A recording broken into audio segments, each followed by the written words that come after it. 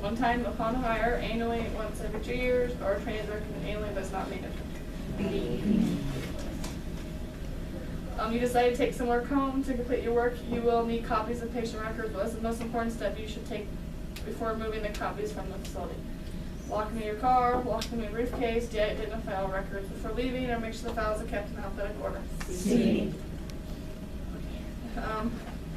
Design standard for We shouldn't be taking anyone. right. You shouldn't leave them at. You shouldn't take them at all. Correct. But if you do take them, make sure they're good.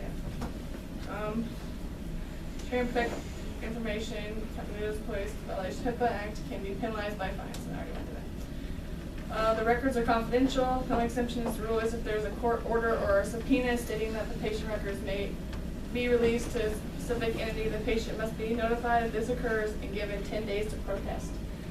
Bearing a court order or a subpoena, patient records cannot be shared with anyone unless there is a signed release of information by the patient that clearly indicates anyone whose files can be shared with. Health workers are not permitted to discuss any patient or client with anyone outside of those in the healthcare facility they work in. This means they can't go home and discuss a specific patient with their family in any manner, particularly if there is any personal information disclosed. It also means that if a law enforcement officer comes into a facility and asks if someone is a patient, the employee must state, due to HIPAA, I cannot confirm or deny the presence of that person in this facility. Even if the person is in question is not there, an employee cannot state the fact. The same speech must be given to anyone who calls on the phone and asks for a patient. So there's inadvertent violations, which means you didn't really need to do it, but you did do it.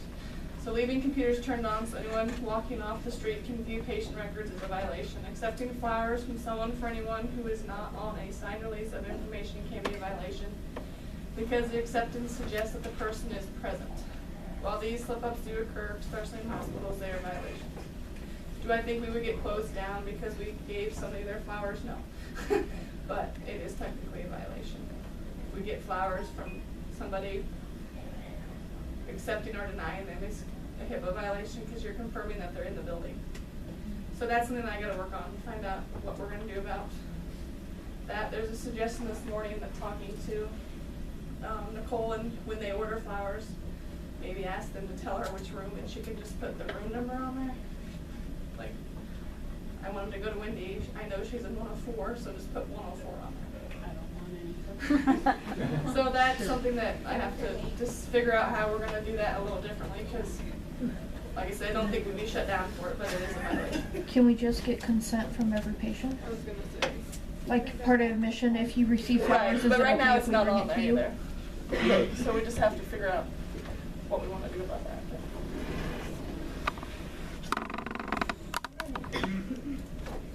Looking to the point. I'm sure you guys have enough already.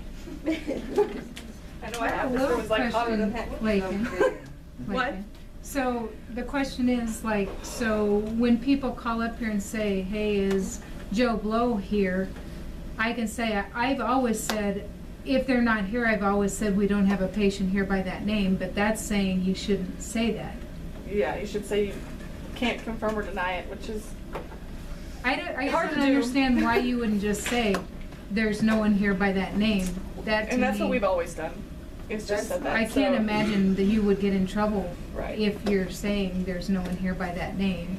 And that's what we've always What if done. they are here, what do you say? You can't say. Yeah.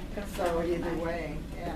Sorry. Yeah, Hold your hands. So if somebody calls up to talk, you're in the hospital, I'm your sister, and I call up to talk to you on the phone. You get paged through the nurse's station, you can't transfer me over. If you tell me what room they're in, I can. If you said I want to talk to like in and she's in 105. Because how did you get that? You got that from me. So I'm letting you in there. Most hospitals have like a code. If you want, like when Olivia was on Good Sam, if they want to call me, they had to punch in 5725 or something. And that's how they got it, because I gave them the code. Mm-hmm. That's how most hospitals do it. We just make them tell us what room number they're in, usually. And we aren't strict on that. We probably should be, but we're not. I know they're in the hospital, but I don't know what room they're in. And you can't let them have them. Yeah. Find out what room they're in and then call us back. I know they seem silly, but people have obviously been fined and in trouble for these, violating them, or they wouldn't be an issue. And it has been the practice, so whenever new employees train, that violations, serious violations of HIPAA, inadvertent ones, you know, like accidentally saying, yeah, I'll give them to room, Sandy in room, 104, whatever, is different, but blatantly looking into someone's Right. file, discussing outside of the facility, those are blatant HIPAA violations, Right. and it is our policy to terminate employment at that time. As well as snooping. Yeah. Lingering to hear information because, you know, you heard there's a good accident in town and you want to find out what's happening. That's a violation too. So even though they seem like silly things, and they are technically violations. So we got to just be careful what we're setting ourselves up for. If we don't need it to do our job, why we're hired to be here, you don't need to know.